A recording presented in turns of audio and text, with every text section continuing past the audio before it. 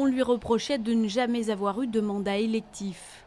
Pour sa première candidature à un scrutin, Emmanuel Macron ravit l'Élysée à 39 ans et sans parti politique, laissant loin derrière lui une droite et une gauche en lambeaux. Une accession au pouvoir à l'image d'une courte carrière marquée par une facilité à franchir les étapes. Lycéen atypique à Amiens, puis étudiant brillant à Sciences Po et l'ENA, le jeune haut fonctionnaire ne rêve pas tout de suite de carrière politique et passe 4 ans à la banque d'affaires Rothschild.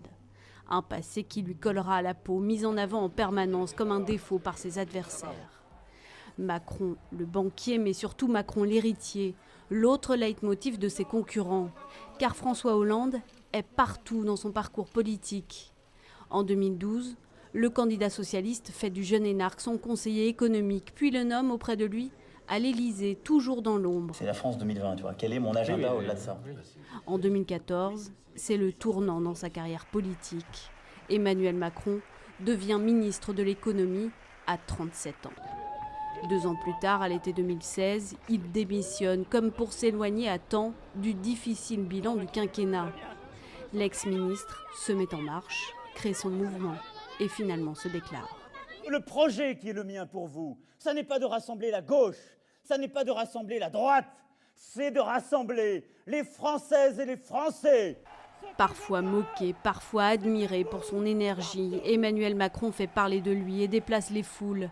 De ses discours exaltés au face-à-face de Whirlpool, en passant par ses propos sur la colonisation, il fédère autour de lui des personnalités d'horizons très divers. Jusqu'au bout d'une campagne très agitée, il se dit prêt à rassembler les énergies d'un pays que François Hollande laisse profondément divisé. La campagne présidentielle restera aussi l'éclosion publique de Brigitte, son épouse, de 24 ans son aînée. L'ancienne professeure de français, séduite par son élève de théâtre de 17 ans à l'époque, l'aura accompagnée dans chacune de ses étapes professionnelles. Elle devient aujourd'hui première dame d'un pays qui n'en avait plus depuis 5 ans.